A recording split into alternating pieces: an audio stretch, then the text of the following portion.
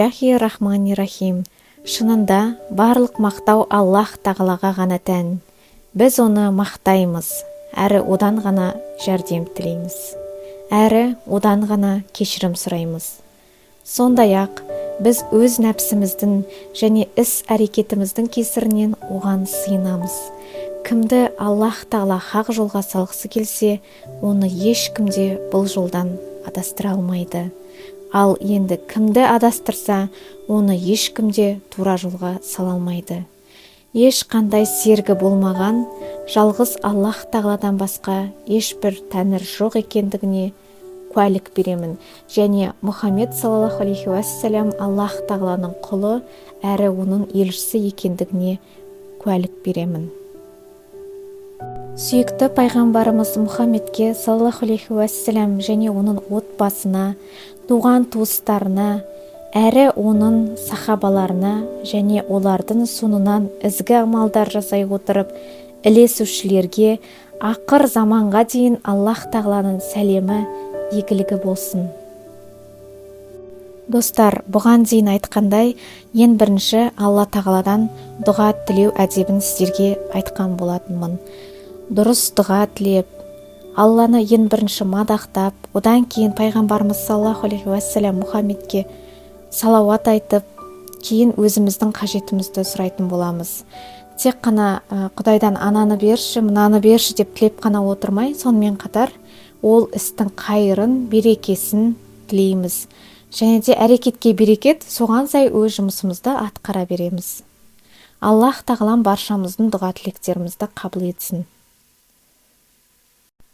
Бұл жерде мен баю үшін ең қажет 3 дұғаны сіздерге арнап салып отырмын. Яғни, кім қанша оқығысы келсе, сонша оқуларыңызға болады. Егер көп оқысаңыз, өзіңізге жақсы. Яғни, тілерде Алладан: «Я Алла, расында мен сенің басшылығыңды, тақуалықты, күнәдан жаман қылықтардан, пәктікті және байлықты сұраймын» деп дұға ету керек. Аллах тағала маған сұрағанымды бермей жатыр деп бұл дұғаларды оқымай тастамаңыз. Оқи беріңіз, Аллах тағалам оны сізге қайырын береді. Бұл дүниеде бермесе де ақыретте сізге мол сауаппен жазылады.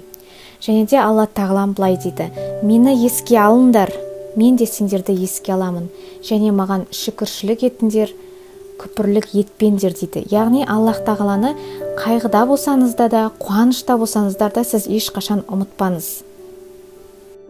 Яғни Асхаб сүресінің 41 аятында да: «Ей муминдер, Аллахты өте жиі еске алыңдар» деп айтып кеткен.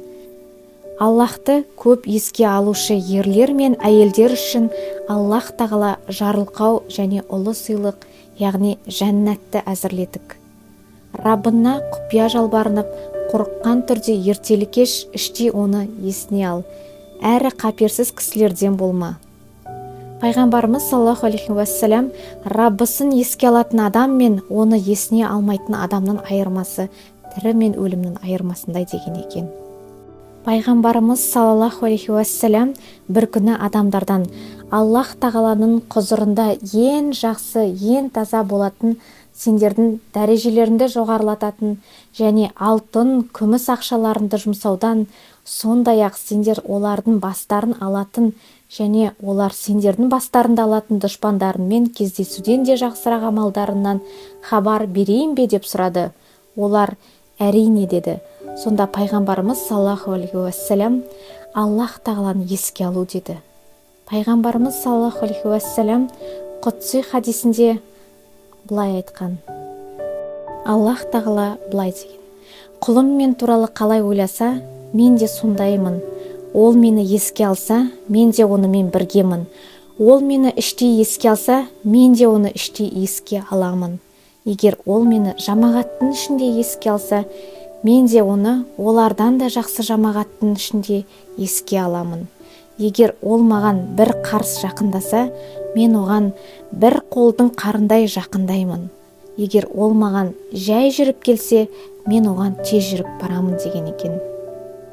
Сондықтан қай жерде болмасын, үнемі Аллах тағаланы аузымыздан тастамай, ұлықтап, дәріптеп жүрейік. Өзіміздің дәрежемізді көтеруге өзіміз ғана ниеттіміз. Сондықтан тек жақсы ойласақ жақсы нәрселер болады. Содан үміт етіңіздер. Барлық дұға тілектеріңіз қабыл болсын. Және де мынау экранда көрсетіліп тұрған дұғаны да жаттап жазып алуларыңызға болады. Я Алла, расында мен сенен пайдалы білім, адал ризық несібе әрі өз құзырында қабыл болатын амал сұраймын. Қазақшасында оқуларыңызға болады. Жақсы күндеріңіз көп болсын.